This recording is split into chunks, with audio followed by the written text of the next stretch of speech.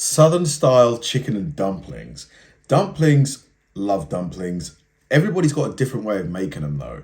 And I'm quite interested to see how Kent's going to tackle this because he loves cooking outdoors. He loves cooking in the sort of cowboy style, or at least how I imagine cowboys made their food back in the day. And I'm interested to see what, how he's going to make these dumplings, because he usually uses like an outdoor sort of pot. And yeah, let's see how he's going to tackle this. We're saluting all those folks that went through the hard times. We're lifting up depression cooking because them folks did it all. What are we talking about? Classic chicken and dumplings. The best classic food and comfort food there's ever been.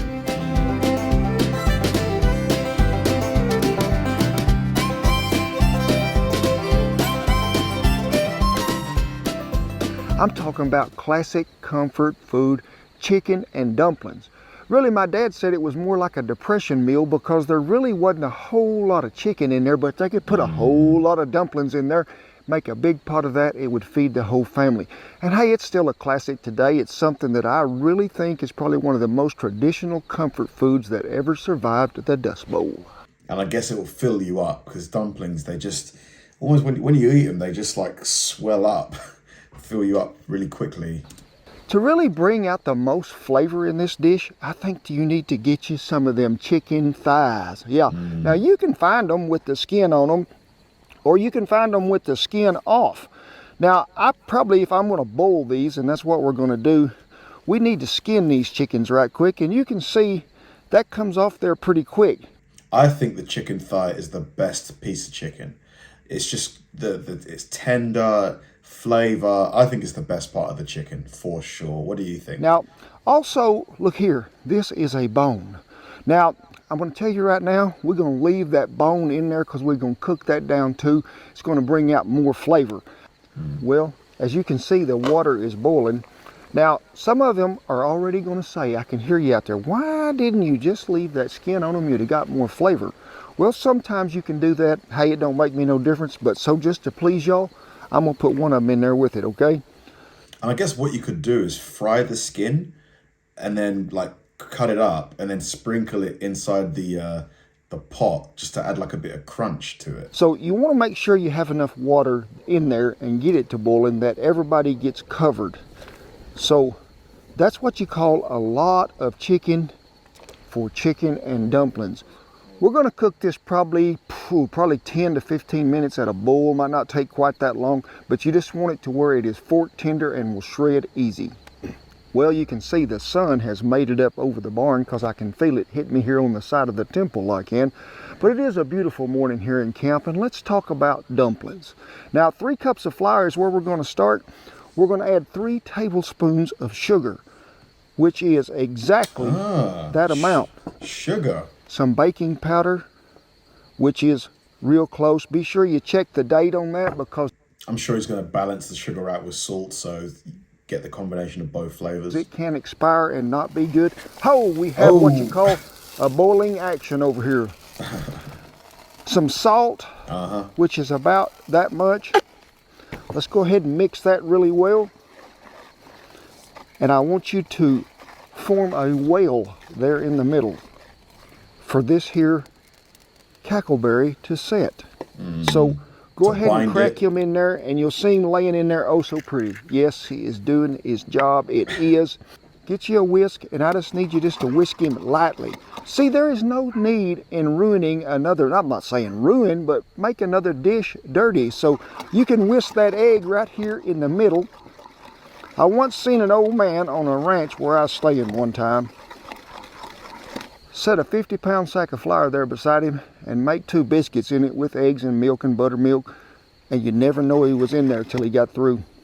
Man, I've said it a million times, but the southern accent, I never get tired of hearing it. It's like ASMR for me. So to that, I need you to add, and we need to measure this, folks, about a cup of buttermilk, 1 1/4 cups. So we're going to start with a cup. We're going to pour it right there where that egg was. White vinegar, if you can get the lid off.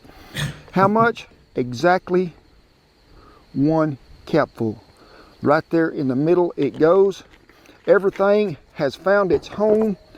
So now I need you to gently fold till we can get it all mixed in here. And this is going to make really a pretty shaggy dough. But I know we have made one mistake already, Shen. We have. What's Folks, he done? We were supposed to have cut the butter into this before we put the liquid, but it will still work. So we're going to have to change this method up a little. Be right back. It happens, man. It happens. Like, I feel like every time I'm making something, you know, I do something at the wrong time or in the wrong order. It's fine.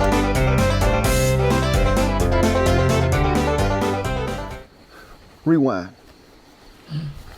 Now when you do that, folks, and you got the flour, the sugar, and everything in there, before you add the egg or the buttermilk, go ahead and cut the butter in.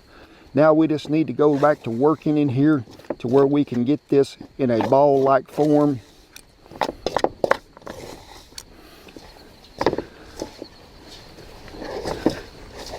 It's coming together. It don't take long for this to come into shape. So when you get this all made, you can see when we pull that apart there, it's pretty wet.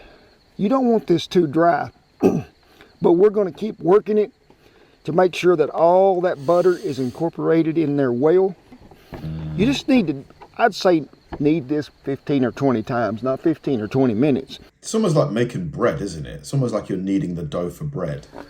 I'm going to cover it with this bread helmet, and we're going to check the chicken and see if it is tender.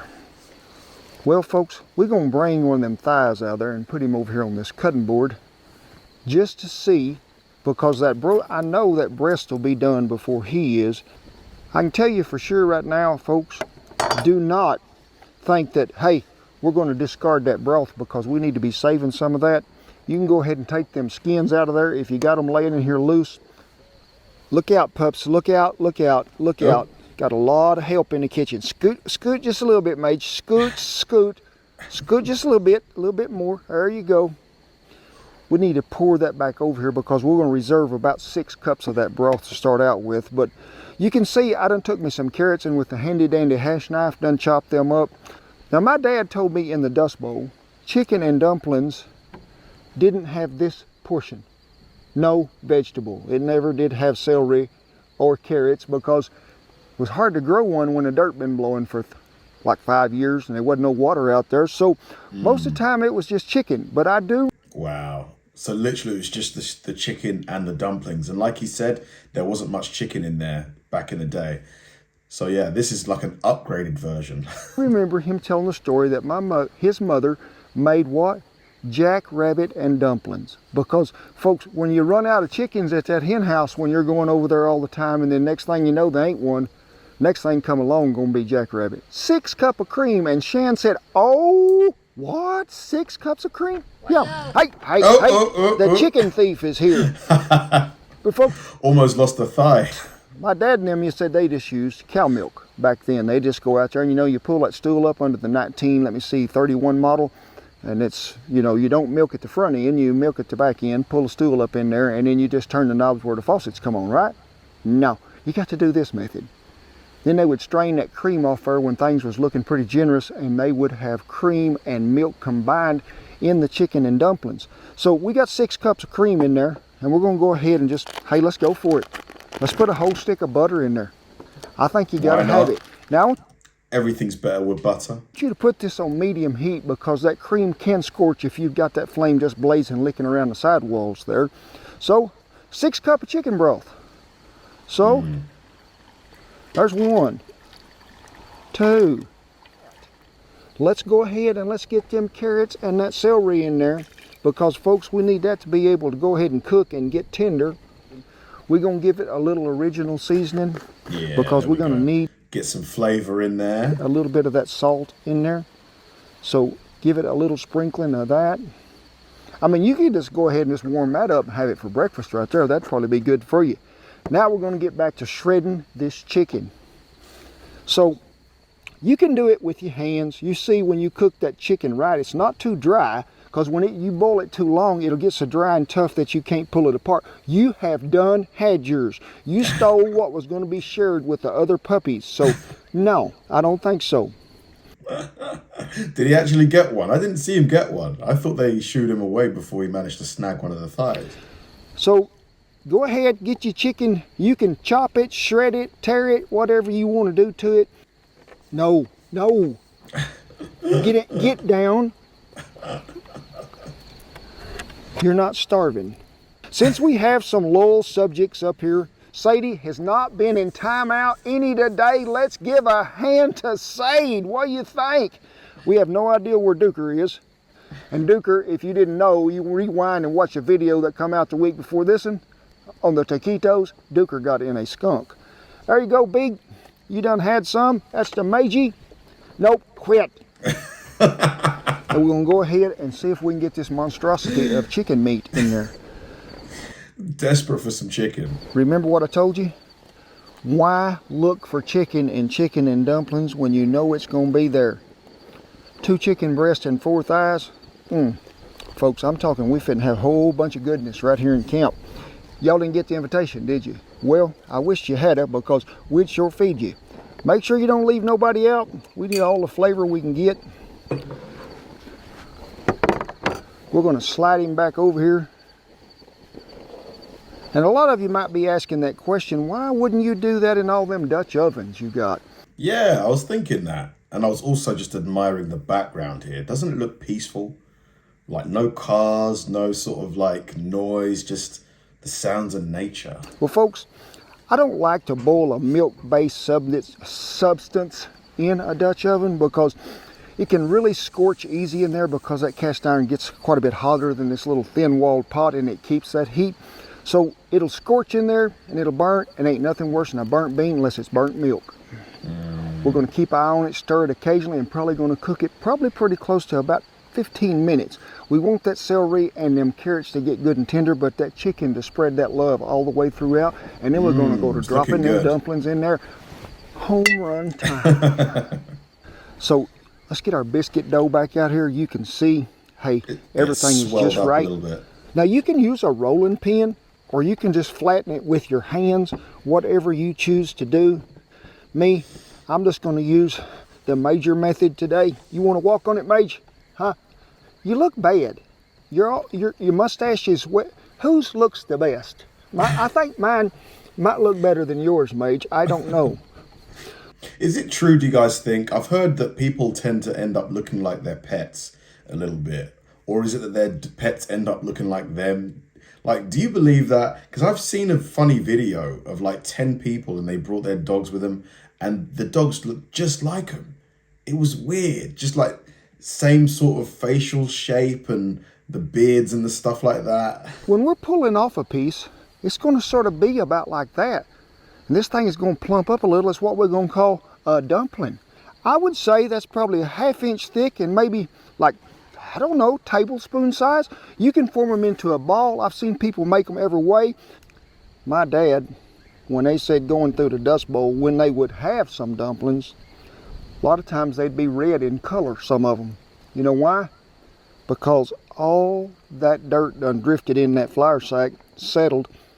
You could sift it, but you still ain't gonna get all that out of it. Now, for our Patreon folks there, we have done a whole deal about really the conditions in which the country that I cooked in and what the old timers went through just to get through it. So be sure and check that out. It's a great story. It's about the Dust Bowl and the integrity that them people had. And I guarantee you, if they had this dish today, they'd be thinking, I can make it another 5 years. Biscuit dumplings. Look at them right there. You can smell that butter in there. And folks, you got... Yeah, it's going to soak up a lot of the milk and the broth and the flavor in that pot. That there where it's just simmering along, bubbling right up. Shan said, you think you can get all them in there? I said, I don't know. We're going to get it till we can't get the lid on it no more. Might be tight. Because one thing that I always remembered when I used to make chicken and dumplings a lot of time, you had a lot of broth, but you always run out of chicken and you always run out of dumplings. So don't just dump them in there. I need you to scatter them out. That way they don't cling together. And then about every 10th or 11th one, let's go ahead and give it a stir. Then we're going to put a lid on there. We're going to let them simmer about 5 minutes. Then we're going to thicken it with some cornstarch and water. And then what we're going to do, we're going to eat it. I mean, it's gonna be good. So let's do the dumpling dive in. What do you say?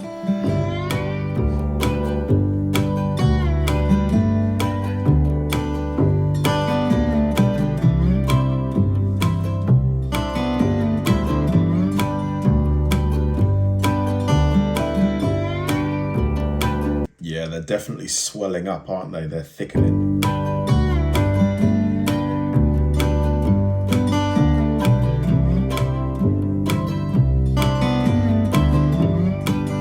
Man, I'd love to, like, at some point have my own animals, like chickens and pigs and stuff. Is it hard? Do you, like, any of you guys who have your own sort of like mini farm, I guess, is it like quite difficult to manage everything, like feeding them, waking up, looking after them, etc.?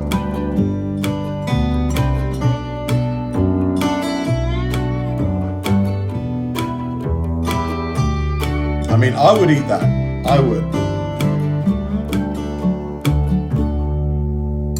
For sure. I tip my hat right off the bat to all them old timers that I ever knew, to all them folks, and you might have had some of them too that went through that depression, that dust bowl, and times was lean, food was scarce. Hey, y'all give me grit, you did, and I appreciate each one of you. But folks, have you seen this creation? I mean, have you seen the size of them dumplings? Yeah, they got big.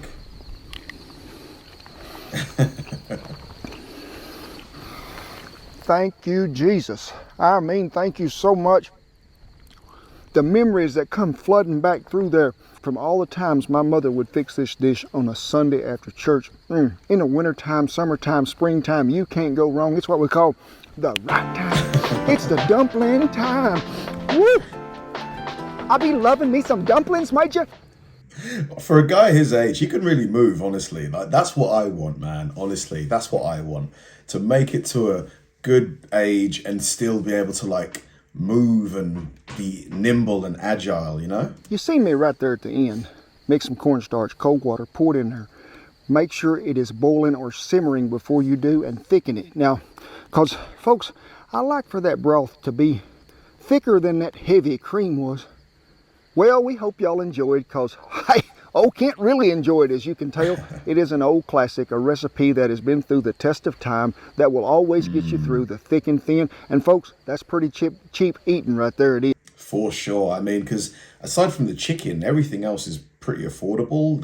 The buttermilk, the cream, the carrots, the celery, the chicken broth. It's all affordable stuff. So you can definitely, like, that pot, you could probably feed a family of 6 quite easily on the content of that pot. So yeah, I can imagine during the Great Depression, a meal like this probably was really useful, super useful. Thanks for watching, guys, and I'll see you in the next one.